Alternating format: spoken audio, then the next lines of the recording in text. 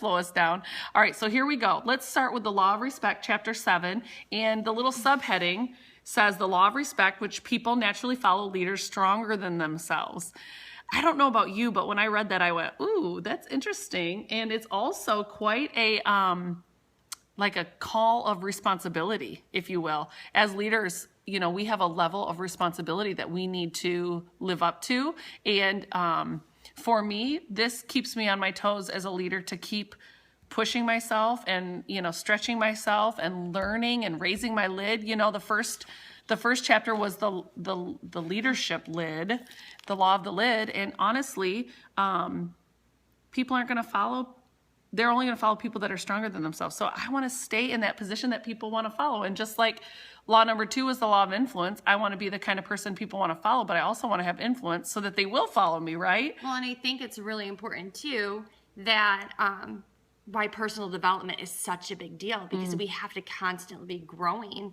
When we were talking about this earlier, something that really stood out to me was just because somebody likes you, it doesn't mean that they would respect you as a leader. I think that there's a big difference. And sometimes, in business, I'm like, we could have a really great relationship with them, but do they have faith and do they trust us to take them to that next level? Going back to what you were talking about is it's hard to take someone somewhere if you don't have your own vision. Well, we were just on a Google Hangout with a team, and I said to him, people don't follow leaders that don't know where they're going. And again, I think the whole law of respect falls into line there. I mean, as a leader, can you honestly say you know where you're going? You have that vision. And you said where there's no vision, people perish. That's right in the Bible, I think in Proverbs. And I think people respect leaders that know where they're going, but are also stronger. So like for me personally, the people I follow are stronger than me. They have more experience. They've been in my field longer. They've been in my position longer. I feel like they can relate to me and push me. And add value. Mm-hmm. Yep. So if you want to be the kind of person with influence, if you want to keep raising your lid, you've also got to look at this idea of being somebody that people respect.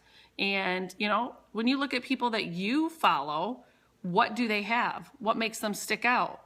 Whatever that is, those are areas you should be pushing yourself in. And like Lauren said, for me, that's personal development. I've read this book before, but it's like reading it again because different things are sticking out to me because I'm in a different place in my own life, in my own level, and in my own leadership journey. So we're kind of looking through our notes a little bit to see if there was another little point that we wanted to talk about.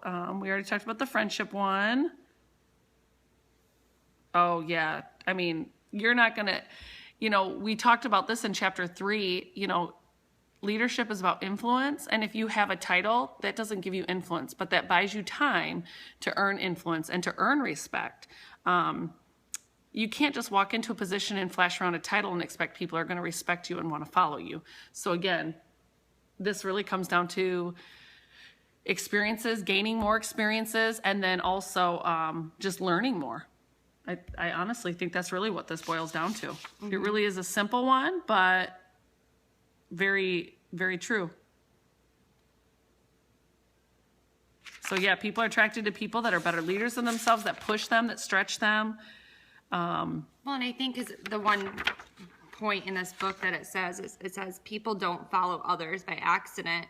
And we can add to that, and people don't become leaders by accident. We don't become better by accident. It's through the daily steps that we take every day. That's good. That's good. We are not going to get respect by accident. That doesn't just happen on accident. I will say one thing I wanted to add to this is, we've talked about the fact that in order for you to be a leader that is respected, you have to get results, right? You have to have results.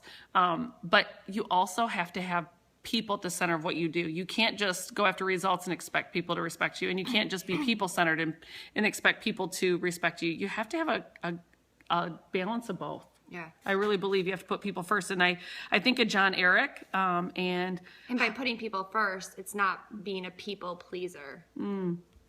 No, because that doesn't necessarily bring respect.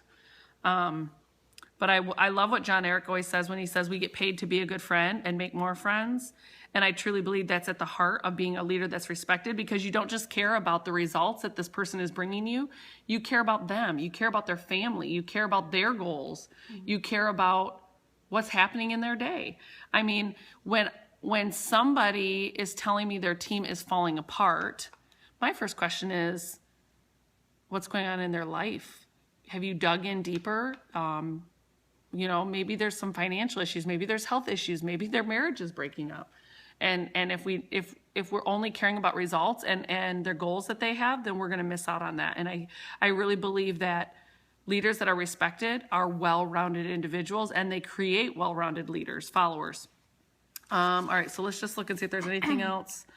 So I think we can pretty much end that chapter with the secret to gaining respect is knowing that people are not going to follow people that are, they're going to follow people that are farther than they are, have more followers that, and honestly, I love what you said. Leadership doesn't happen on accident.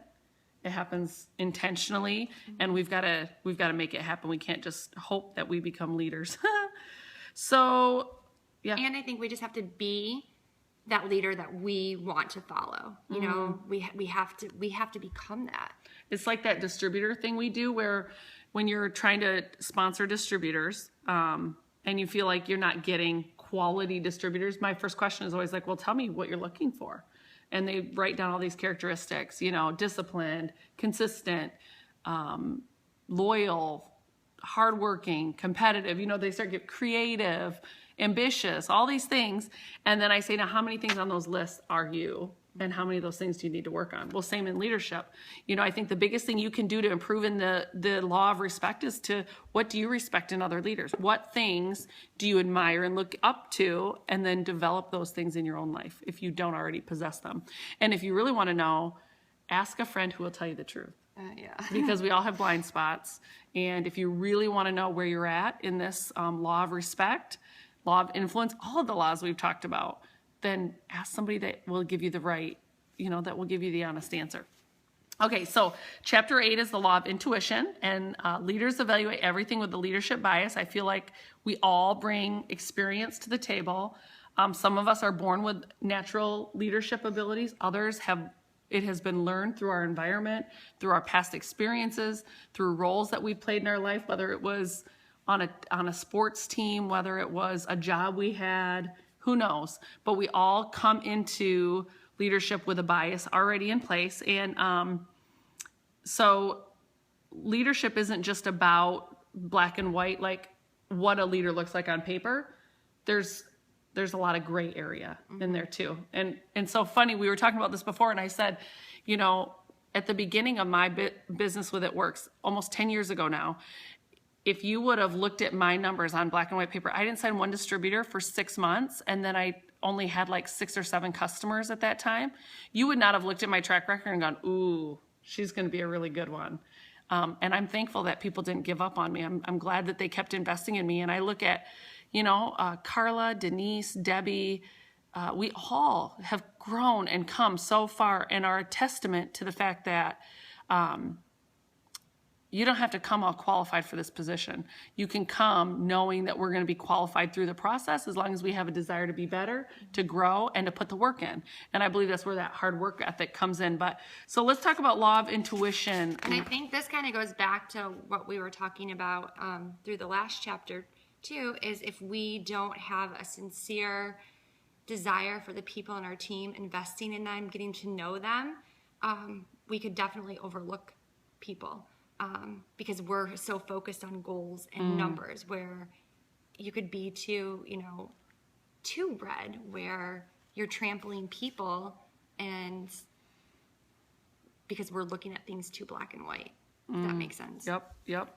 So what are some ways we can grow this intuition, this law of intuition? Well, immediately I think back to coaching, and I think to those game time decisions where like it's halftime and I got to go in and make a game plan, or I call a timeout because there's 5 seconds left on the clock and we've got one more possession and we're down by 1. Those are game time situations, and I believe that's where intuition comes in. And I think intuition are, like we said, not measurable by any means. They're like they're intangibles. So like, being able to read that you, like for instance, somebody believed in me before I had the track record, if you will. And they saw something in me that I'm glad that they saw, because a lot of people might not have seen it, especially because I had no experience. I'd never done anything like this before. Obviously, one distributor in 6 months in does not prove a lot.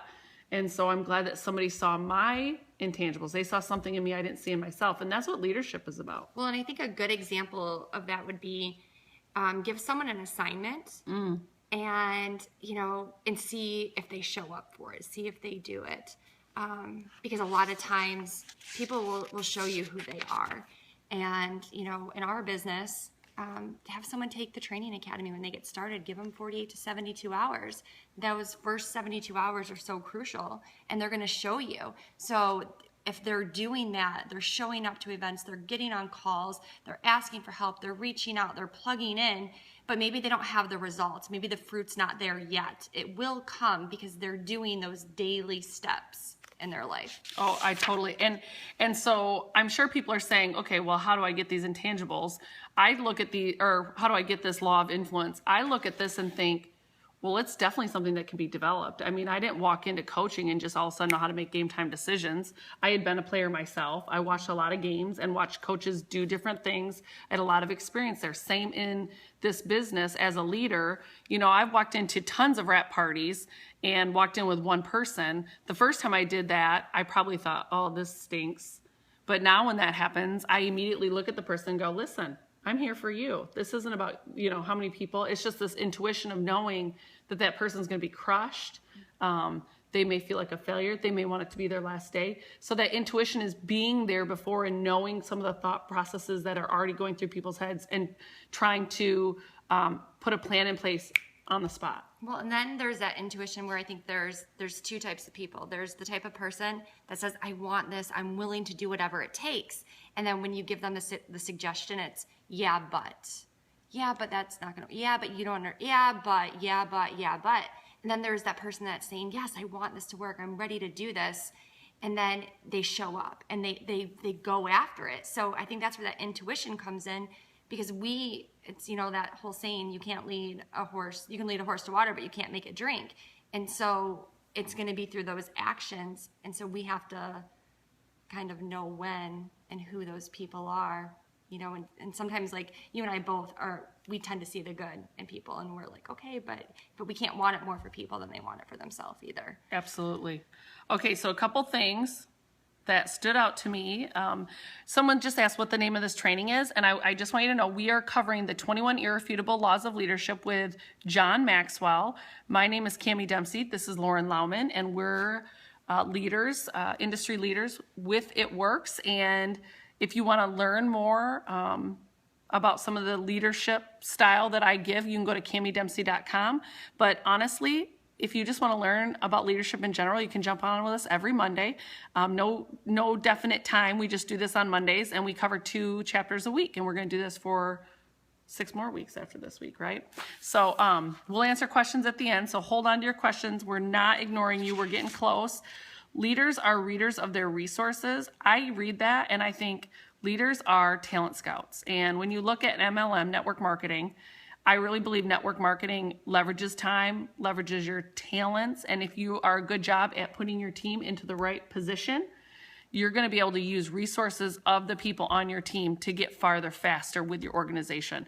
And I believe when everybody's operating out of their strengths, then their confidence is higher, their results, it's magnetizing, which I know we're not on that law yet, but that's magnetic, I think a leader with good intuition knows themselves. They know their limits. They know where they thrive, and they know where they don't. Yeah. And being able to admit that and operate out of those strengths is very powerful as a leader. But also helping your emerging leaders kind of know what that looks like and coach them through that process. Again, this is something that's learned. I don't think that people are born with the law of intuition. I think, some people naturally get it, but I think that a lot of people are nurtured to see it. So they develop this gift of intuition. And it's through experience. It's through our own experience. Yep. Kami's been doing this for 10 years. And so there's so much experience. It's like that behind the scenes, the things that you're not seeing every day. She didn't start where she's at today. Right. And it's been through learning and through people. Well, and some people are going to join our business and they may only be a year in, but because maybe they had extensive leadership practicing before they joined at Works, or extensive networking opportunities, they're going to come in with a huge network, and it's going to look different than when I joined and had no network, you know? So it is, everybody's experiences are different, and they're going to make where you're at different in leadership and in business. So with your results, I just love knowing though, that if it's not something that's naturally already ingrained in you, that it is something you can learn. And I believe those of you that are on this and doing this series with us are an example of people who are learning, and or you have a natural gift and you're honing in on that gift. You're exercising your leadership muscle, if you will. It's just there. Okay. Let me block that one. Okay. So with that said, Lauren, should we take some questions? Yes. Okay. I didn't cut you off, did I? No. Okay. So we're going to go ahead and take some questions about chapter 7 or 8 or any of the chapters that we worked up to already. You know, we're going to do chapters 9 and 10 next week. It will be week 5. If you missed our first few weeks, it's all up on my Leadership 101 channel. If you'll just Google Kami Dempsey and the 21 Irrefutable Laws of Leadership, you'll find the recordings from the past 3 weeks. The name of the book is John Maxwell's 21 Irrefutable Laws of Leadership. When is your next broadcast?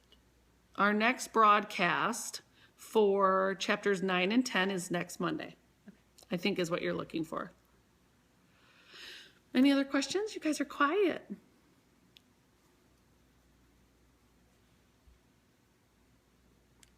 Not necessarily the same time. I can't promise it'll be the same time. I'm way too busy for that. So no, it'll be on a Monday. It'll be before midnight Eastern time. Diamond training. Diamond Ways, is it sold out? Oh, no, Diamond Ways is not sold out. I just posted the link on my Facebook tonight. So go ahead and grab your ticket. It will be sold out once it's sold out, we won't have any more room. You are so welcome. We love this topic of leadership. And really, I learned so much from you guys. We know we can turn the screen sideways, but then I can't upload it to YouTube. So that makes it a problem. So we'll just keep going like this. There she is. Did it take you 6? Yay. Took you 9 years to get to where you are. And got a distributor at July 2015. Okay, well, you haven't been in 6 months yet, and I was in 6 months before I signed my first. You got this. Don't put a time limit. Instead, go all in. Have no regrets. Kami's from Michigan, but she's in Florida. Yes, I am. I'm just doing the 21 Irrefutable Laws of Leadership. We're just reading 2 chapters a week. Yes, last week is on YouTube. You can also find the link for it on my fan page for the event I set up for the next 6 or 7 weeks. Good. Yay, Michigan. Hi, Colorado. Okay, my website is kamidempsey.com. KAMIDEMPSEY.com. Whoa, now there's lots of messages coming in. Thank you, Chandler Adventures. We love you. That's Tracy. Oh, hi, Tracy. Hi, Grant, Michigan. Hello, Ontario, Canada. Woo woo. It was about 6 months before she got a DT, or right around there. Oh, good. Way to stick with it. Hi, San Francisco. All right, this Periscope will be up for 24 hours, and then I'll get the recording out, and thank you for joining us. Bye. See you next week.